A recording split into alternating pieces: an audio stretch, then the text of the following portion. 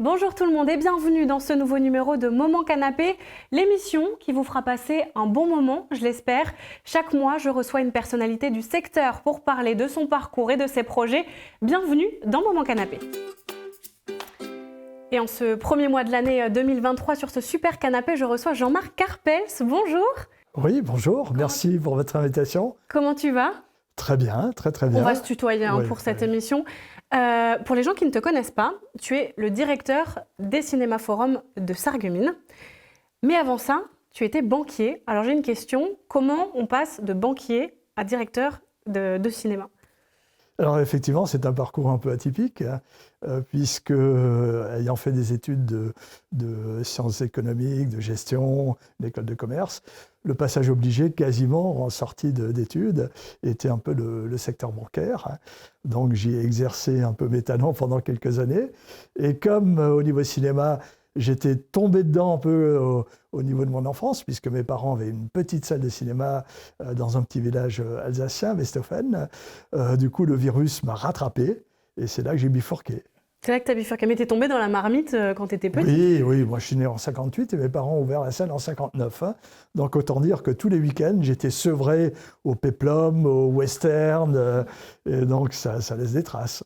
Et donc à Sarreguemines, alors juste pour remémorer un peu l'histoire, là où les Cinéma Forums sont actuellement, c'était une ancienne poste et c'est la municipalité qui avait sollicité ta participation. Comment ça s'est passé ? Alors effectivement, je savais que la municipalité, suite à la fermeture des 2 dernières salles à Sarreguemines, recherchait à implanter une activité cinématographique sur la ville dès les années 86-87. Et puis effectivement, avec mon père, on a eu vent de cette demande, de ce souhait de la part de la municipalité. Et on est venu sur Sarreguemines en 86-87. Et à l'époque, le maire, Robert Pax, nous a fait faire un peu le tour de la ville en nous montrant des emplacements potentiels. Et finalement, on s'est retrouvé sur le balcon de son bureau, en l'occurrence de la mairie. Et il était très fier de nous montrer le casino en face. Et avec mon père, on se regarde et on se dit « Mais ce bâtiment-là en face, monsieur le maire, c'est quoi ?» Ah ben ça, c'est l'ancienne poste qu'on vient de racheter et on souhaite y mettre les archives municipales. On se regarde encore une fois avec mon père, on se dit ouais, un parking, un emplacement où il y a tant et tant de voitures qui passent tous les jours. Et en même temps qu'on réfléchissait à voix haute, le maire nous dit « Mais ça vous intéresse cet emplacement ?»« Ah oui, mais vous êtes sûr ?»« Oui. » Et c'est comme ça que ça s'est fait. C'est comme ça que ça s'est fait. Mais c'est improbable, du coup. C'était pour ton père ou pour toi, alors ? Alors, c'était la société familiale. Du coup, ça s'est fait au sein de la société familiale. Et on a pris, et donc la municipalité nous a mis à disposition, par le biais d'un bail amphithéotique, ce grand bâtiment à partir du 1er janvier 88. D'accord. Mais aujourd'hui, ce bâtiment est à ta société, en fait. Voilà, donc il y a eu des évolutions successives, et notamment la dernière, où effectivement, pour se réinvestir et pour faciliter l'investissement au niveau de notre société, le bail nous a été cédé. Ok, donc ça c'est pour l'histoire des Cinéma Forum de Sarreguemines. Alors j'ai une autre question, un directeur de cinéma, ça fait quoi ? C'est quoi tes missions ? Parce que tu travailles dans l'ombre, finalement. Qu'est-ce que fait un directeur de cinéma ? Beaucoup de choses, parce qu'en fait, on est un peu des artisans du cinéma, à savoir, on accueille le public, de temps en temps, je suis à l'accueil, un peu moins souvent les derniers temps, parce que j'ai vraiment une équipe sur qui je peux me reposer et compter, donc j'essaye d'être présent tout de même au moment fort d'exploitation, si ce n'est aussi pour avoir un peu le feedback de la clientèle, mais derrière ça, on fait de la technique. On a énormément de techniques dans nos cabines, tu le sais, tes collègues le savent, puisqu'on travaille régulièrement ensemble à ce niveau-là. On fait beaucoup de gestion, parce que finalement, on est des gains petits, parce que sur une place de cinéma, on ne gagne pas grand-chose, et c'est que la masse qui apporte vraiment notre marge annuellement. Donc il faut être très vigilant, effectivement, sur tous les éléments de gestion.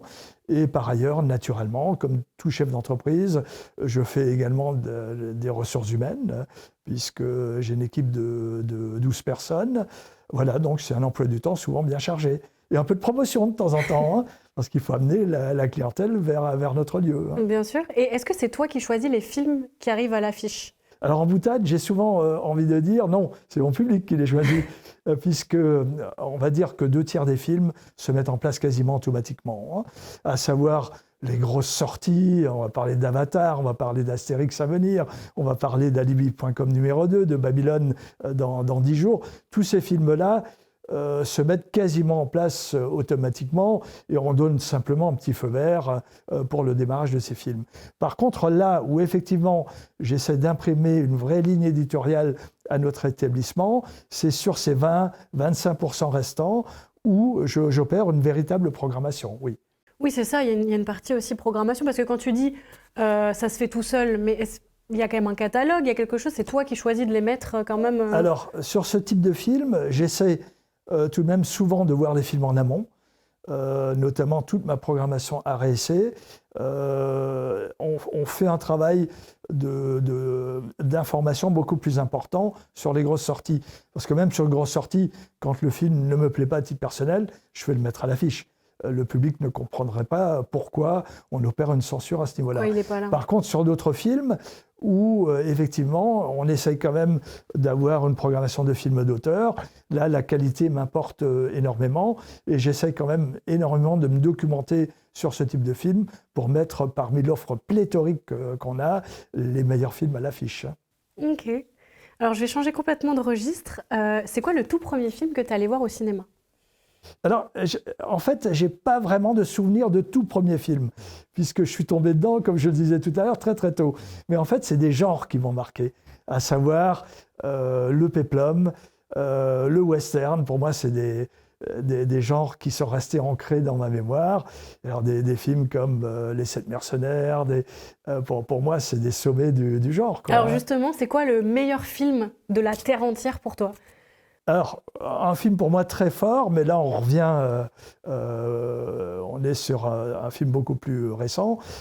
J'adore Quentin Tarantino, et pour moi Pulp Fiction, ça a été une révélation, hein.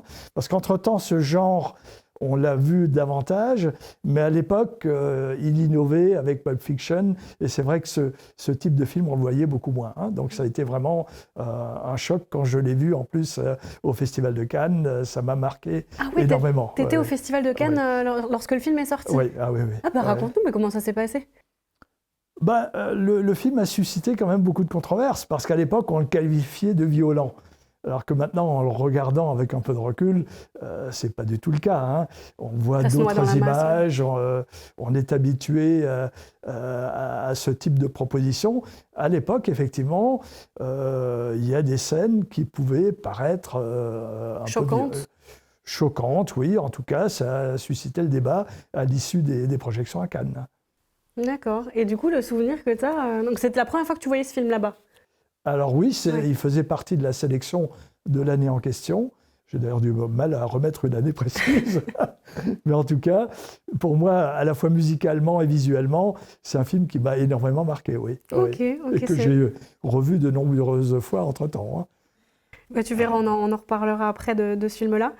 Alors, printemps 2020, il y a la crise sanitaire qui éclate et les cinémas, comme d'autres institutions, sont qualifiés de non essentiels. Comment tu l'as vécu cette période ? On te dit que tu es non essentiel. Oui, bon, quand on voit peut-être les problèmes sociaux qu'on peut enregistrer la crise sanitaire, je ne suis pas sûr qu'on emploierait les mêmes termes encore à l'heure actuelle, hein. Donc effectivement, à l'époque, on n'était pas essentiel. Essentiel, la nourriture, les médicaments, le sanitaire, oui. Alors, dans un premier temps, oui, on n'a pas compris ce qui nous est arrivé, hein. J'avoue que dans tous les projets que j'avais faits, et tu le sais, on était en cours de travaux au Forum, dans tous les projets financés qu'on faisait, à aucun moment, j'avais pu envisager de telles choses. Et ça nous est tombé dessus, et on pensait que ça allait être vraiment temporaire, hein. Au final, ça a duré plusieurs mois. J'ai des collègues qui se voyaient rouvrir 3-4 semaines plus tard. D'autant plus que la crise sanitaire ne nous a pas touchés de la même façon dans la région Grand Est qu'au début dans la région Ouest, Sud-Ouest, où mes collègues ne comprenaient quasiment pas pourquoi on les fermait, tellement il y avait peu d'incidence au niveau du Covid. Alors que malheureusement, sur la ville de Sarreguemines, sur Strasbourg, Colmar-Mulhouse, on a été très très impacté dès le départ. Ça a été dur également pour mon équipe, parce que en permanence, il fallait quand même rester mobilisé pour une ouverture à venir qui s'est fait désirer. Et puis ce qui a été vraiment le plus dur, c'est de nous redire une deuxième fois, ça y est, on vous referme à nouveau. Parce que dans ce cycle d'ouverture-fermeture, l'ouverture demande à chaque fois un investissement important. Investissement de la part des distributeurs de films, puisque un film qui sort sans avoir été marketé au départ, c'est un film qui est mort quand il arrive sur les écrans.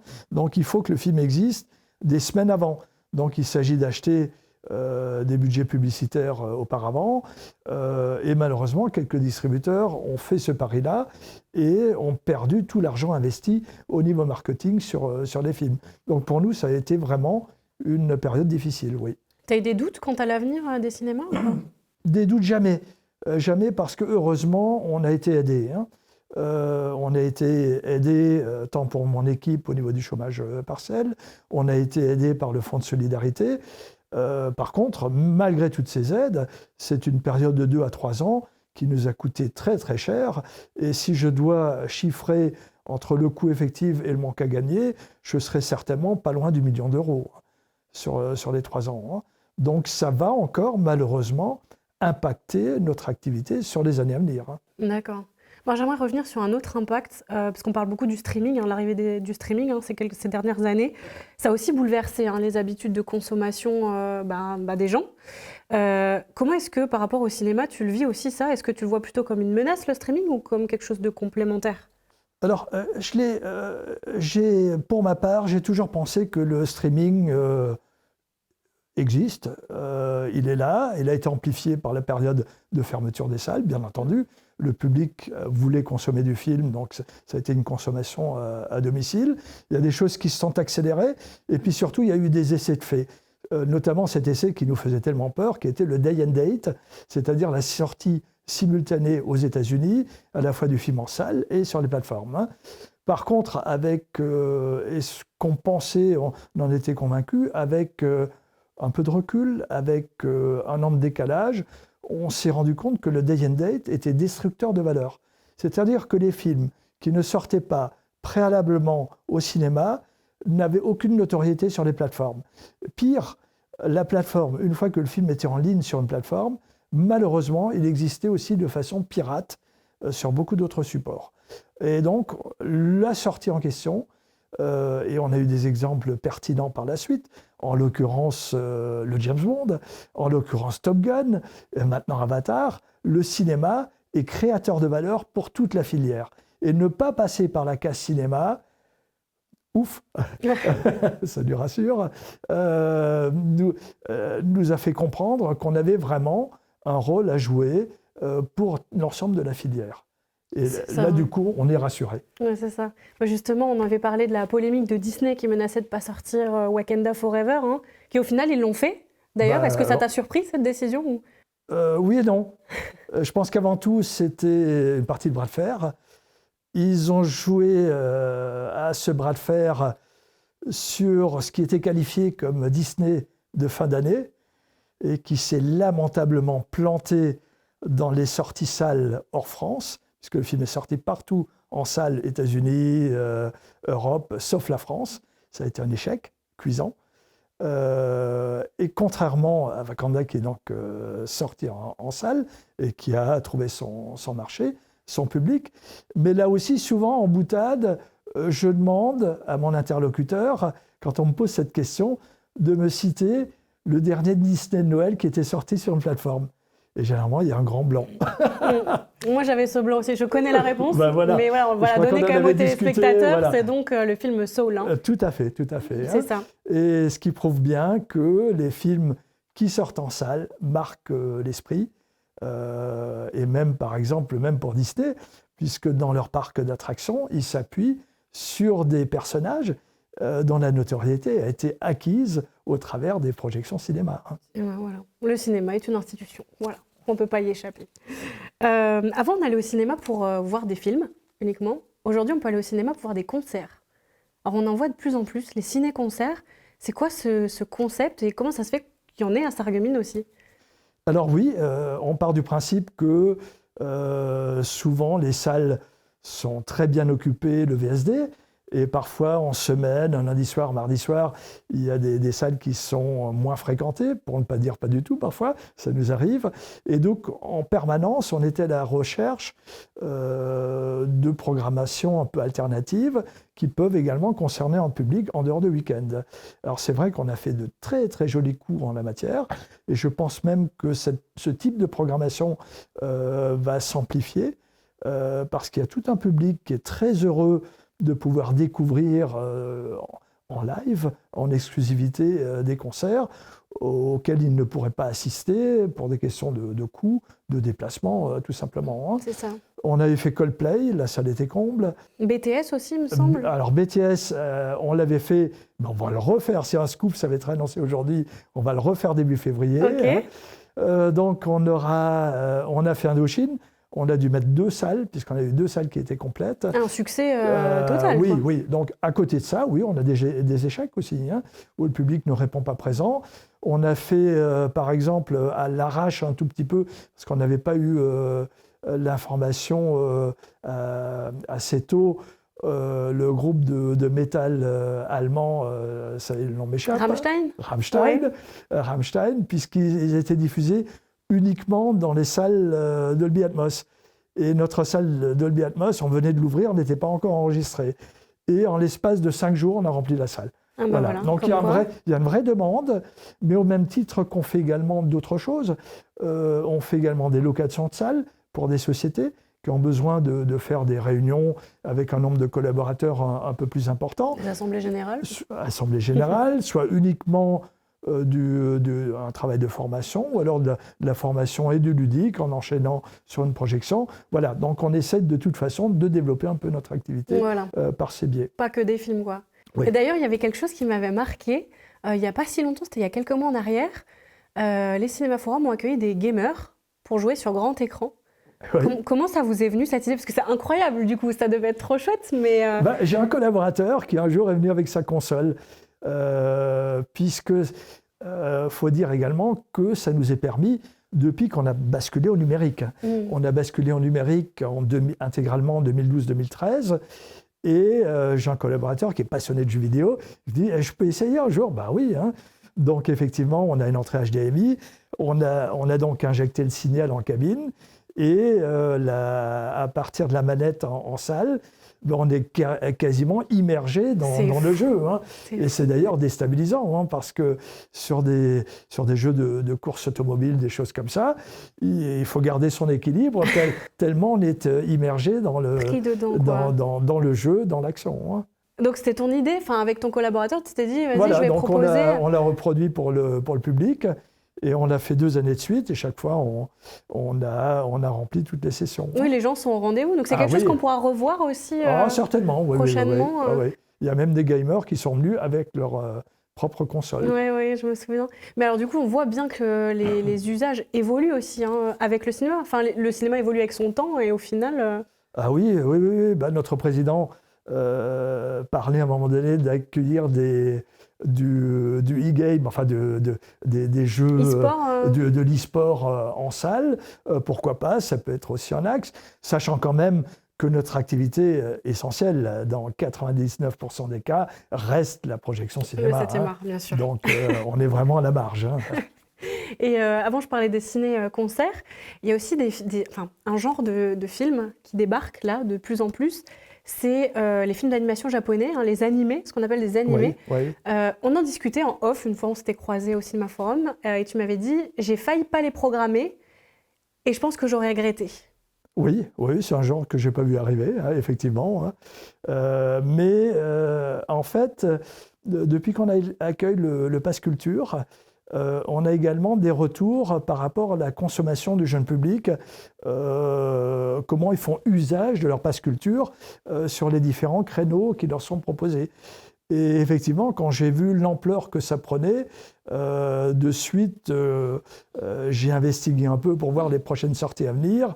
Et plutôt que de raccrocher les wagons, on a anticipé pour être présent dès le jour J au niveau de ces sorties. Voilà, donc tu as fait le choix de les programmer, ceux-là. Tout à fait, voilà. Tout à fait. Ce qui n'était pas au départ une évidence pour moi. Oui, c'est ça. J'étais peut-être un peu décalé là-dessus. Tu es consommateur de ce type de... Non, justement, pas du tout. Ça, c'est mon ouais. erreur. Et c'est pour ça qu'il faut qu'on reste en permanence à l'écoute de notre public. C'est pour ça qu'aussi, de temps en temps, je traîne dans le hall pour connaître je lis les commentaires sur les réseaux sociaux pour rester également très en contact avec les plus jeunes de notre public. Bah, c'est ce que tu disais, finalement, c'est le public qui fait le cinéma. Tout à fait, tout à fait. C'est très joliment dit, d'ailleurs. Il y a des gros travaux de rénovation qui ont été menés, on l'avait dit, donc ça devait se terminer, la salle 9 notamment, donc en 2020. Bon, malheureusement, il y a eu le Covid, donc on l'a vu un peu plus tard. Est-ce qu'il y a d'autres projets comme ça dans les cartons pour les cinéma-forums? Oui, dans l'immédiat, rembourser les investissements qu'on a opérés. C'est notre gros projet qui court. Non, disons que oui, bien entendu, l'endroit n'est pas figé. C'est-à-dire qu'on évoluera en fonction de l'évolution technique. On essaiera toujours de rester véritablement en phase avec les nouvelles évolutions, au même titre que cette nouvelle salle est vraiment... elle a eu droit à un prix d'excellence de la part de la Commission supérieure technique du cinéma. Et je pense que sur les 10-15 ans à venir, en nombre de salles, ça ne bougera plus. Mais par contre, les salles feront au fur et à mesure l'objet d'évolutions techniques pour intégrer les meilleures projections, la meilleure façon de diffuser le son, peut-être également au niveau des fauteuils. Donc oui, ça évoluera bien entendu. Oui. Est-ce que de la 4D, c'est envisageable? Moi, je ne suis pas fan. Non. C'est vrai ? Moi, j'ai assisté à des projections en 4DX, ce qu'on appelle le format 4DX, où effectivement, de temps en temps, on se prend un petit jet d'eau, on se prend un coup de stroboscope, un coup de ventilateur. Je dirais presque que... Alors, c'est intéressant à voir, c'est original, mais je laisserais plutôt ça au parc d'attractions. Ok, oui. Mais par contre, être très pointu sur des techniques qui préservent vraiment l'œuvre diffusée, là, oui, il faudra qu'on évolue fortement, oui. Et il me semble qu'aux États-Unis, il y a des salles de cinéma, c'est pas des sièges, c'est des lits. Alors les gens peuvent venir à deux, puis sont couchés dans le lit, comme ça, ils regardent les... Oui, j'en avais un peu réservé là-dessus. Pour moi, c'est plus un gadget qu'autre chose. Okay. Ça serait chouette quand même, non? Oui, non, ça se fait essentiellement en premier rang. Le confort de la maison au cinéma. Oui. On peut allier les deux. Oui. Je ne suis pas persuadé. Ok, on ne verra pas ça au cinéma. Très bien. Pas dans l'immédiat. J'ai compris. Sauf si je me trompe. Dans ce cas-là, on rectifiera le tir. Alors pour la suite, je vais peut-être te froisser un peu, Jean-Marc. Je te prie de m'excuser. Mais quand tu partiras à la retraite, je ne sais pas quand c'est, je ne vais pas te demander ton âge, mais quid du cinéma? Qu'est-ce qui va se passer? Est-ce que tu as déjà un successeur? Est-ce que tes enfants, par exemple, comment ça va se passer? Oui, j'ai des enfants qu'on ne voit pas dans l'immédiat au niveau des cinémas, puisqu'ils ont pris, comme leur père à un moment donné, d'autres directions.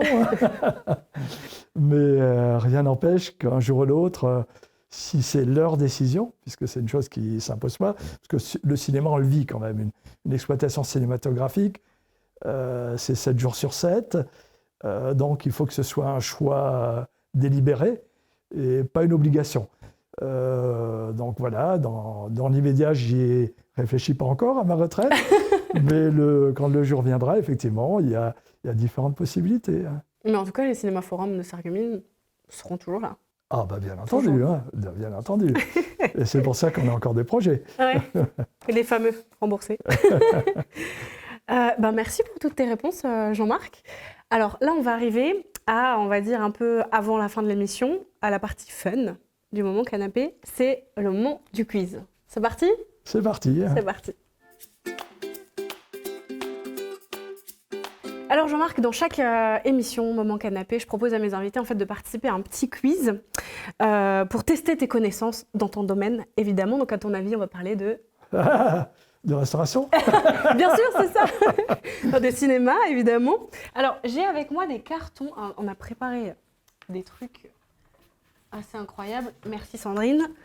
Donc, j'ai des cartons. Sur ces cartons, il y a des screenshots, des captures d'écran de films, et tu dois me dire de quel film il s'agit. You. Ok? T'as compris? On y va. Ok, c'est parti. Hop, numéro 1. Number one. Number 1. Comédie musicale. What's that? Non? Waouh. Youpi. Le nom du film, c'est Shabba. Odile de Ré. Je suis le pape et j'attends ma sœur. Il a été tourné à Cannes, non? Non? Bêtise? Non, je ne suis plus. Joker? Tu vois un Joker? Joker? C'est la cité de la peur. Bah oui. Mais oui, voilà. Oui. Suivant. Ouais.